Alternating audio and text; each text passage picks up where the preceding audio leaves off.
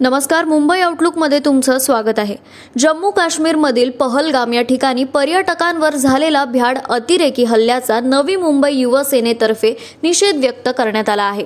वाशी येथील छत्रपती शिवाजी महाराज चौकात युवा सेनेतर्फे हातावर काळ्या फिती बांधून या भ्याड आतंकवादी हल्ल्याचा निषेध व्यक्त करण्यात आला।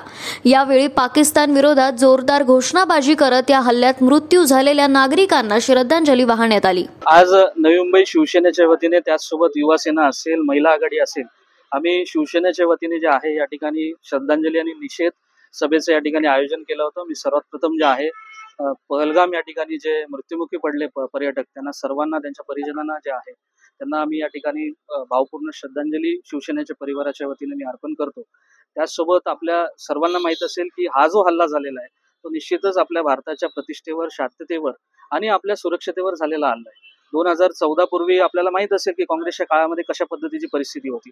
2014 नंतर जे आहे आदरणीय आमचे पंतप्रधान मोदी साहेब यांच्या नेतृत्वात जी सुरक्षा यंत्रणा आहे ती अगदी इतकी मजबूत झाली होती की त्या ठिकाणी काश्मीरमध्ये जे आहेत हल्ले असतील, अतिरेकी हल्ले या ठिकाणी कमी होताना आपल्याला पाहायला भेटत होते।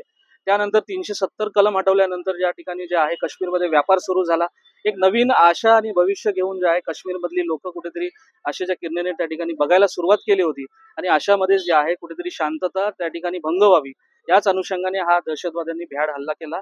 मी या भ्याड हल्ल्याचे जे आहे शिवसेना परिवाराच्या वतीने निषेध व्यक्त करतो आणि निश्चितपणे ज्या पद्धतीने उरी असेल किंवा मग बालाकोटमध्ये प्रत्युत्तर देण्याचं काम केंद्र सरकारच्या माध्यमातून भारतीय सैन्याने केलं आणि येणाऱ्या काळामध्ये देखील पहलगाममध्ये जे हल्ला झाला त्याचं देखील प्रत्युत्तर भारतीय सेनेच्या वतीने जे आहे ते देण्यात येईल, असं विश्वास मी या ठिकाणी जे आहे तमाम देशवासियांना मी देऊ इच्छितो।